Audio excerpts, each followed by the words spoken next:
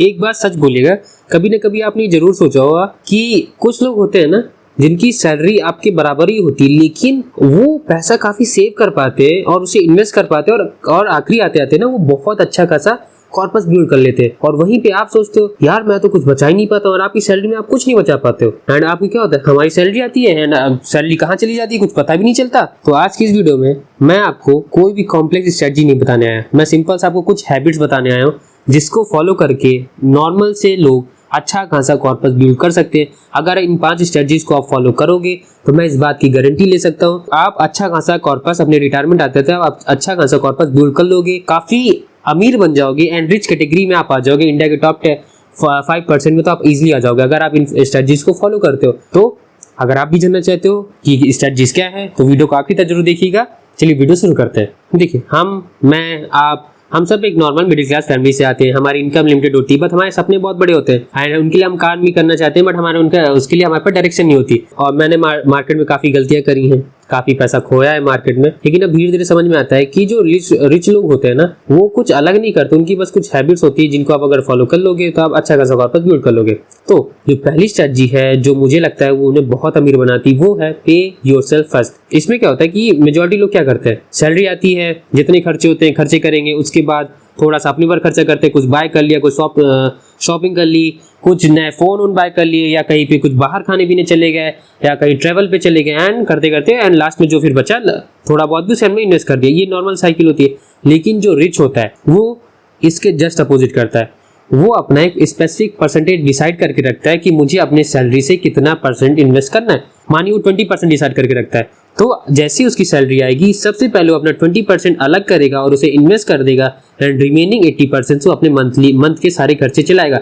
Starting में ये काफी उसे भी प्रॉब्लम होती है, लेकिन वो धीरे धीरे इतनी बार उसे कर लेता है कि उसे उसकी हैबिट पड़ जाती है, उसे अपनी कम सैलरी में रहने की आदत पड़ जाती है, तो वो इजिली अपने पैसा सेव कर पाता है। ये बहुत सिंपल सा डिफरेंस है। आपको लगता हो कि इससे क्या ही हो जाता है, लेकिन मैं कहता हूँ ना एक बार इसे 1 से 2 साल आप करके देखिए, आप इतने अच्छे लेवल पे सेविंग बिल्ड कर लोगे, इतने अच्छे लेवल पे आप अपनी इन्वेस्टमेंट कर लोगे ना कि आपको खुद फील होगा क्या इतना छोटा सा चेंज करने से मैं इतना पैसा बिल्ड कर सकता हूँ। आप खुद हैरान हो जाओगे आपको, क्योंकि आपको अभी लगता होगा कि मैं कभी पैसे नहीं बचा पाऊंगा, लेकिन मैं खुद बोलता हूँ कि आप पैसे बचा सकते हो। बस आप इस स्टेप को फॉलो करिए, गारंटी लेता हूँ कि आप पैसे बचा लोगे।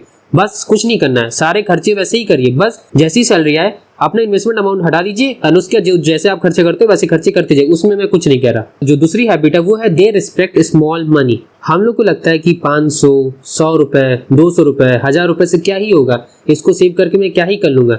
लेकिन जो अमीर आदमी होता है ना वो समझता है कि छोटे छोटे पैसे से ही बड़ा पैसा बनता है। हम लोग सोचते हैं जब बड़ा पैसा होगा तब इन्वेस्टमेंट करेंगे, लेकिन जो अमीर होता है ना वो सोचता है मैं जब छोटा छोटा पैसा इन्वेस्ट करूंगा तभी तो मेरा पैसा बड़ा होगा। एक बार की बड़ा पैसा बहुत कम लोगों के पास होता है एंड मेनली जो टॉप 1% है उनके पास ही बड़ा पैसा होता है, मेजॉरिटी के पास कभी भी जल्दी बड़ा पैसा नहीं होता। तो आपको अगर बड़ा पैसा चाहिए तो आप छोटा छोटा पैसा इन्वेस्ट करोगे तभी वो बड़ा पैसा बनता है। मानिए अगर आप एक दिन का 500 रुपए बचाते हो तो महीने में आपने लगभग 15,000 रुपए बचाए और एक साल में आपने 1,80,000 रुपए बचाए। और आपको अभी भी लगेगा एक छोटा नंबर है, ये छोटा नंबर नहीं है। आप खुद सोचिए जहां आप पहले कुछ नहीं बचा पाया तो वहां पे आपने एक साल में 1,80,000 रुपए बचा लिए। आपने अगर एक दिन में 1,000 रुपए बचाए तो मतलब आपने मंथ में 30,000 रुपए आपने बचाए। तो ओवरऑल आप देखा जाए तो लगभग आप 3,60,000 रुपए बचा रहे हो। एंड ये अमाउंट छोटा नहीं है, क्योंकि अगर आप मानिए एक साल में आपने 3,60,000 बचाए, दूसरे साल 3,60,000 बचाए, 3,60,000 बचाए, इसको आप मल्टीप्लाई करते जाओ, इसी को आप इन्वेस्ट करते जाओ, धीरे जब कंपाउंडिंग काम करेगी ना तो आपका अमाउंट इतना बड़ा हो जाएगा कि आपको खुद फील नहीं होगा क्या यार सच में मैं इतना पैसा बिल्ड कर सकता हूँ, इतना पैसा मैं सेव कर सकता हूँ। मेरी बात मत मानिए, आप बस इसे 1-2 साल ट्राई करके देखिए एंड आपको खुद इसके इफेक्ट दिखेंगे और आप खुद अपने आप इसे सेव करने लगोगे। बस मेरे कहने पे एक बार ट्राई जरूर करिएगा। एंड तीसरी चीज ना जो सबसे बड़ा ट्रैप है वो इससे बहुत दूर रहते हैं अमीर लोग, वो होता है दे avoid show off. Show off में कभी मत रहिएगा, ठीक है। मेजॉरिटी लोग क्या करते हैं, सैलरी आती है ईएमआई पे हम लोग ने आईफोन खरीद लेंगे एंड आपने डेटा पढ़ा ही होगा आपने कि जो 70% आईफोन है इंडिया में वो ईएमआई पे उठाए जाते हैं। मतलब पूरा अमाउंट दे के नहीं उठाया, उन्होंने कुछ अमाउंट पे कर दिया, 10,000 15,000 पे कर दिया, बाकी ईएमआई चल रही है, कुछ भी मंथली आपको फिर 5 से 10,000 रुपए से पे करते जा रहे हो। लेकिन ये सबसे बड़ा ब्लंडर होता है। हमने नए शूज बाय कर लेते हैं, नई वॉचेस बाय कर लेते हैं। हम लोग इतना ज्यादा अपने आप को फंसाते जाते हैं इन चीजों में ना, जो फालतू चीजें जो मैटर नहीं करती। आप जो अगर कोई महंगी वॉच खरीद रहे हो तो क्या किसी को उससे फर्क पड़ रहा है? नहीं पड़ रहा है। आप अगर आपकी इनकम उतनी अच्छी होगी, अगर आप बाय कर सकते हो तो आप तब करो जब आपकी एक्सपेंसेस में कोई फर्क ना पड़े। लेकिन अगर आपकी अभी एक्सपेंसेस में काफी ज्यादा फर्क पड़ रहा है तब आपको उसे बाय नहीं करना चाहिए। तो कभी भी कोई ऐसी चीज मत बाय करिए कि आपको दूसरे को दिखाने के लिए, आप अपनी लाइफ को बेटर बनाने के लिए अपनी हेल्थ पे बहुत आप अच्छे खासे पैसे खर्चा करिए, अपनी एजुकेशन पे खर्चा करिए, आपने जितना अपने आपको जितना सिखाने पे खर्चा कर सकते हो उतना करिए। लेकिन फालतू चीज़ों की नई गाड़ी ले लो, नया फोन ले लो, इन सब चीज़ों में कभी पैसा मत खर्चा करेगी। ये डिप्रिशिएटिंग होते हैं ऊपर से, और इनका कोई लेना का कोई मतलब नहीं होता। आपको हाँ एक दो लोग देखेंगे, बोल देंगे कि यार इतना अच्छा फोन तुम लेके चलो, लेकिन रियल में क्या उसको कोई मतलब है? मेरी नज़र में तो नहीं है। एंड आप भी डीपली सोचिएगा तो आपको भी पता चलेगा कि इसका सच में कोई मतलब नहीं होता। तो कभी भी शो ऑफ के लिए बाइंग मत करिएगा। जो चौथी उनकी सबसे इंपॉर्टेंट हैबिट होती है वो होती है उनकी कंसिस्टेंसी। They stay consistent. वो लगातार इन्वेस्ट करते जाते हैं। वो एक महीने इन्वेस्ट करके हीरो नहीं बनते, यार मैंने इस महीने तो 10,000 20,000 रुपए इन्वेस्ट कर दिए, देखो मैं कितना ज़्यादा इन्वेस्ट कर सकता हूँ। ऐसा नहीं, उन्हें पता है इन्वेस्टिंग कंसिस्टेंसी का गेम होता है। आपको पर मंथ इन्वेस्ट करना है, तो वो कुछ नहीं बताते, वो सिंपल सा पर मंथ अपना जो अमाउंट डिसाइड करके रखते हैं उसे इन्वेस्ट करते जाते हैं, पेशेंस के साथ बैठे रहते हैं over the long period of time, and आखिरी में आते हैं तो उनके पास बहुत अच्छा कॉर्पस बिल्ड हो जाता है। तो यही चाहूँगा कि आप एक बार इन्वेस्टिंग शुरू कर दिए, एसआईपी शुरू कर दिए, तो आपको उसमें कंसिस्टेंट रहना, अपनी एसआईपी तोड़नी नहीं है।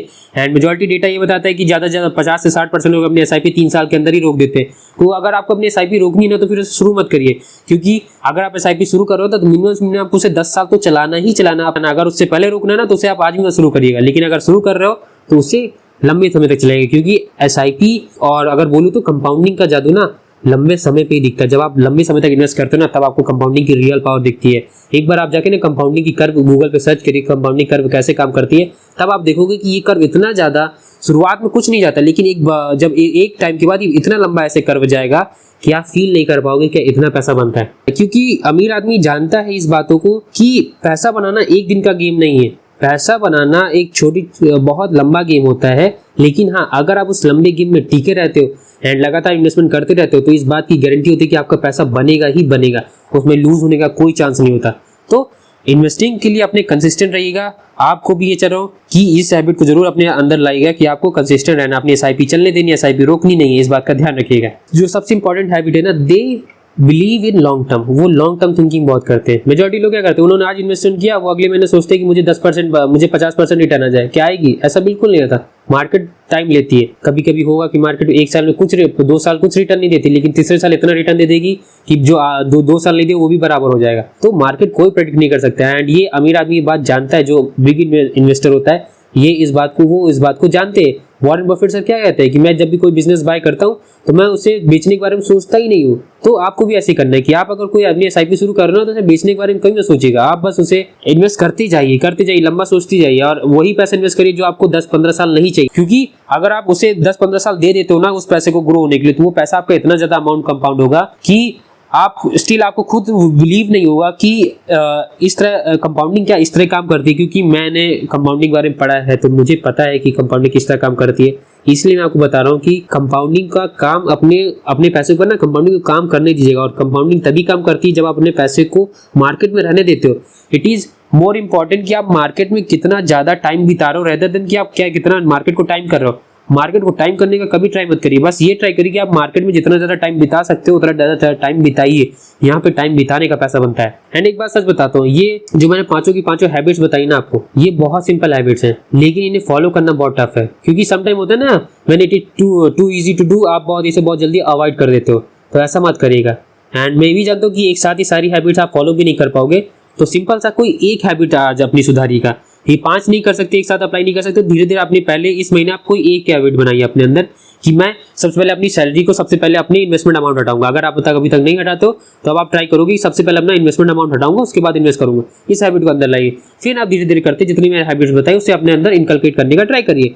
एंड मुझे बिलीव है कि आप धीरे धीरे ये सारा कुछ अपने आप कर लोगे, क्योंकि आपकी आने वाली लाइफ ना आपके आज के डिसीजन पर डिपेंड करती है। एंड मैं बहुत डीपली मानता हूँ कि आपको हमेशा अपने फ्यूचर सेल्फ के लिए काम करना चाहिए, क्योंकि फ्यूचर बहुत अनसर्टेन होता है, कुछ नहीं पता। बट इससे अगर आप ये सारी चीजें करते हो ना तो आप एक प्रिपेयर वे में फ्यूचर को डील करोगे। एंड अगर आप इस तरह रहोगे, इतना सिक्योर रहोगे ना, तो आप फ्यूचर को बेटर वे में, अपनी लाइफ बेटर वे में जी पाओगे। तो आज की वीडियो यही तक। अगर आपको कुछ लगा हो कि मैंने कुछ वैल्यू डिलीवर करी, आपको थोड़ा सा मोटिवेट किया है, कुछ चीजें सिखाई है, तो वीडियो को लाइक करिएगा। एंड कोई भी सजेशन हो, किसी भी तरह का पॉजिटिव नेगेटिव, आप मुझे कमेंट में बता सकते हैं। कोई भी डाउट है स्टॉक मार्केट रिलेटेड इन्वेस्टिंग से तो आप मुझसे कमेंट में पूछ सकते हैं। तब तक के लिए this side Ankit Singh signing off, bye bye.